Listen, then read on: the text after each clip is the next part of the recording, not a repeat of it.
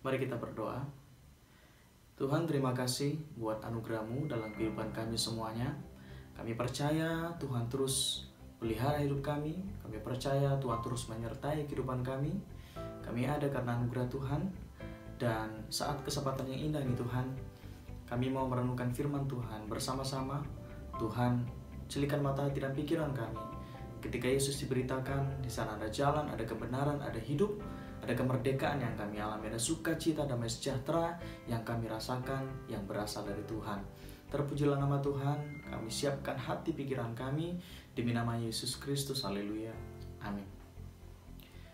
Shalom, saudara-saudara yang dikasihi oleh Tuhan di tempat kita masing-masing tentunya.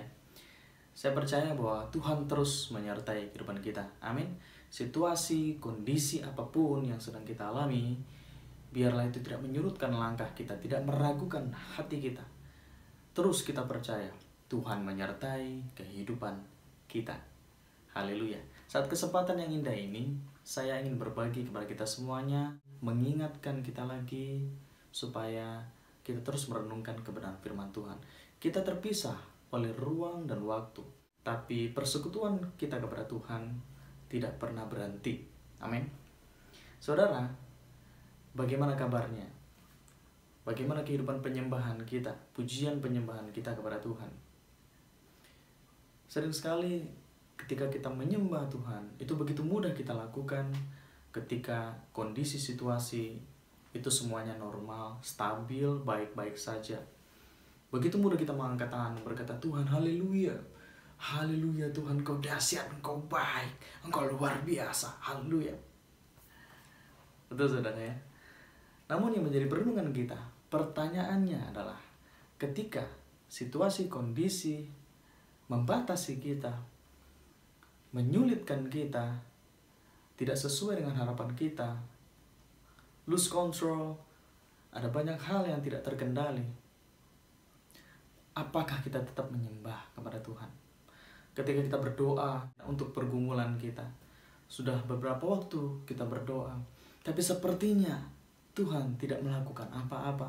Sepertinya kondisi tidak berubah, tetap seperti itu. Sebelum berdoa, sesudah berdoa, tetap seperti itu. Sepertinya Tuhan tidak melakukan apa-apa yang saya katakan tadi. Apakah kita tetap menyembah? Apakah kita tetap berdoa, memuji Tuhan? Haleluya. Nah, dalam kondisi seperti ini, situasi seperti ini, pandemi masih berlangsung. Di beberapa tempat justru kita lihat akhir-akhir ini kuotanya naik lagi, mempengaruhi ekonomi secara global. Apakah Anda terpengaruh? Ya, secara manusiawi, beberapa dari kita, atau mungkin semua, terpengaruh dengan kondisi ini. Ekonomi dan masalah-masalah yang menyusul berikutnya karena satu hal itu. Berikutnya, belum lagi ada masalah yang sebelum situasi ini terjadi, ya kita memang sudah bergumul tentang sebuah masalah. Ditambah lagi dengan ini jadi kompleks ya, komplikasi gitu. Nah, saudara, belum lagi yang biasanya kita bisa bersama-sama dengan saudara-saudara kita pergi sebagai gereja ke gereja ya, bersama-sama memuji menyembah Tuhan, diiringi musik, dipimpin oleh WL, haleluya, puji Tuhan, bersorak-sorai. Sekarang kita harus di rumah saja. Bagaimana kehidupan doa, pujian penyembahan kita pada Tuhan? Apakah kita berhenti? Ya sudahlah, nanti aja lah. Aku mau menyembah Tuhan, mau berdoa, memuji Dia. Nanti aja lah. Nanti tunggu selesai situasi ini, baru kita datang lagi memuji Tuhan. Jadi kita delay dulu gitu. Apakah seperti itu, saudara? Nah, kita akan melihat kisah di dalam Alkitab yang menjadi perenungan kita. Kisah Para Rasul pasal 16 ayat yang ke-23, mulai saya baca. Firman Tuhan, setelah mereka berkali-kali didera, mereka dilemparkan ke dalam penjara. Kepala penjara diperintahkan untuk menjaga mereka dengan sungguh-sungguh. Sesuai dengan perintah itu, kepala penjara memasukkan mereka ke ruang penjara yang paling tengah dan membelenggu kaki mereka dalam pasungan yang kuat. Saudara, kita tahu kisah ini mengenai dua orang, yaitu Rasul Paulus dan Silas. Pada waktu itu, suatu ketika mereka masuk ke suatu daerah memberitakan kabar baik. Injil kerajaan Allah.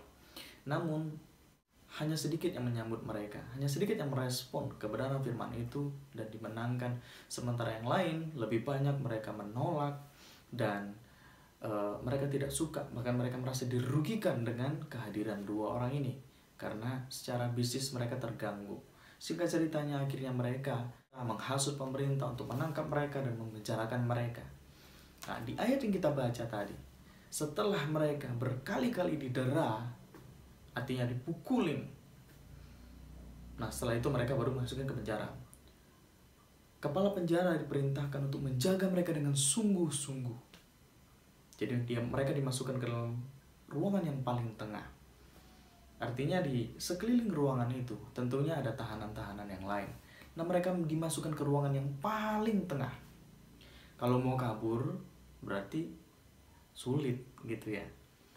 Nah, saudara, belum lagi ketika mereka masuk ke sana, bukan dengan tubuh mereka yang ketika mereka datang ke daerah itu pertama sekali, tapi mereka sudah didera, artinya mungkin tubuh mereka penuh dengan luka.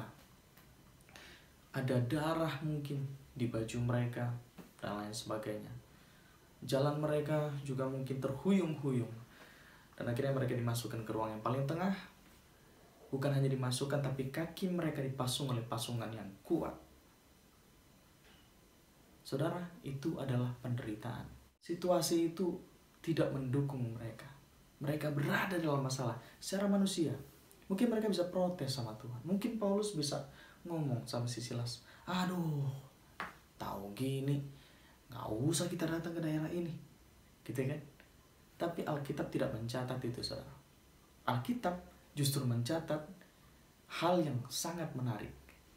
Kita lanjutkan pembacaan kita. Di ayat yang ke-25, firman Tuhan berkata, tetapi kira-kira tengah malam, Paulus dan Silas berdoa dan menyanyikan puji-pujian kepada Allah, dan orang-orang hukuman lain mendengarkan mereka. Nah, ini saudara, ini di penjara. Mereka habis didera, lalu dipasung. Mereka dalam penderitaan, dalam kesakitan.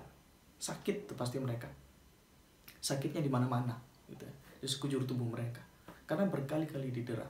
Saudara, tengah malam dikatakan, tahanan yang lain mungkin sudah bersiap untuk tidur. Bahkan yang lain mungkin sudah tidur. Ada beberapa yang masih berjaga. Lalu mereka mendengarkan. Alkitab berkata mereka mendengar ketika Paulus dan Silas berdoa memuji Tuhan. Mereka mendengar. Nah, ini saudara, mungkin mereka ada yang berkomentar. Ada yang komen, ini orang dua ini ngapain pula nyanyi-nyanyi, udah tengah malam juga, orang waktunya tidur, mereka nyanyi. Ya di penjara, kalau udah malam ya tidur lah, gak ada TV juga gitu kan. Tidur aja biar hari-hari itu cepat berganti dan cepat keluar dari hukuman itu, dari penjara. Mereka malah nyanyi. Ada yang mungkin terganggu, tapi ada juga yang memperhatikan. Nah, saudara, mereka berdua memuji Tuhan, berdoa kepada Tuhan, memuji. Mereka tidak berhenti melakukan itu.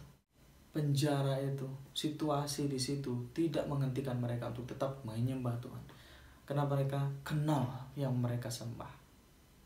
Berikutnya yang terjadi, kita tahu sesuatu yang dahsyat yang Tuhan kerjakan. Di ayat yang ke-26, firman Tuhan, akan tetapi terjadilah gempa bumi yang dahsyat, sehingga sendi-sendi penjara itu goyah, dan seketika itu juga terbukalah semua pintu dan terlepaslah belenggu mereka semua. Haleluya. Ini sesuatu yang luar biasa, saudara.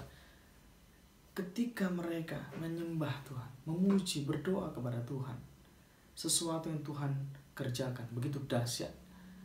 Gempa bumi, sendi-sendi pintu itu terbuka semua. Belenggu pasungan mereka semua, bukan hanya Paulus dan Silas, tapi semua tahanan. Nah, saudara, ini menjadi perenungan kita. Situasi, kesulitan, penderitaan yang kita alami berbeda dengan mereka.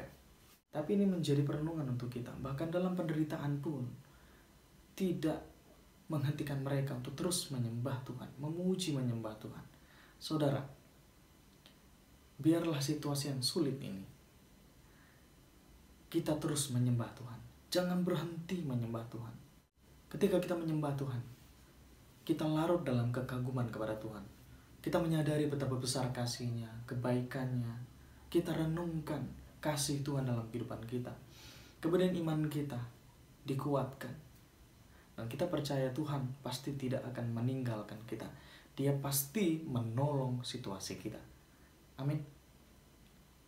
Percaya, belenggu apapun yang sedang membelenggu kita akan terlepas. Tuhan melepaskan kita. Tuhan pasti menolong kita. Terus menyembah apapun kondisi kita. Walaupun saat ini kita tidak bisa berkumpul dengan saudara-saudara kita yang lain, tapi biar di rumah kita masing-masing kita terus menyembah Tuhan. Amin.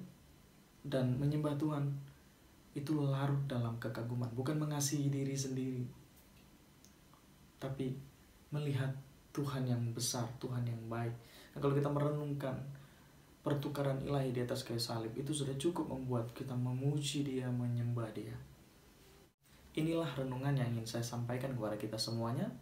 Dimanapun kita berada bersama dengan keluarga kita, biarlah dalam situasi apapun kita terus menyembah Tuhan, memuji Tuhan, berdoa kepada Tuhan, tidak berhenti, terus menyembah Tuhan. Kita percaya ketika iman kita dibangkitkan, kita akan melihat perkara-perkara yang besar terjadi dalam kehidupan kita. Tuhan terus menyertai kita. Tuhan tidak pernah meninggalkan kita. Ketika kita menyembah Tuhan, kita merasakan hadirat-Nya, damai sejahtera-Nya, sukacita-Nya mengalir. Dan situasi-situasi yang sedang terjadi di sekitar kita tidak mempengaruhi kita. Hadirat Tuhan, kebenaran firman Tuhan yang mengisi pikiran kita dan mempengaruhi hidup kita, mengerjakan damai sejahtera dalam hidup kita. Amin. Saya percaya Paulus dan Silas tidak baper dengan penderitaan yang mereka alami pada waktu itu. Bahkan mereka mungkin tetap bersuka cita, karena mereka tahu, ini penderitaan ini gak ada apa-apanya, ini aku kenal siapa Tuhan, Tuhan itu dahsyat. Penderitaan ini itu sebagai kesukaan bahkan mungkin menurut mereka. Ketika mereka menderita untuk Tuhan, itu sebuah sukacita yang mereka alami. Puji Tuhan, saudara, demikianlah firman Tuhan yang kiranya menguatkan kita di tengah-tengah situasi yang sedang kita hadapi akhir-akhir ini.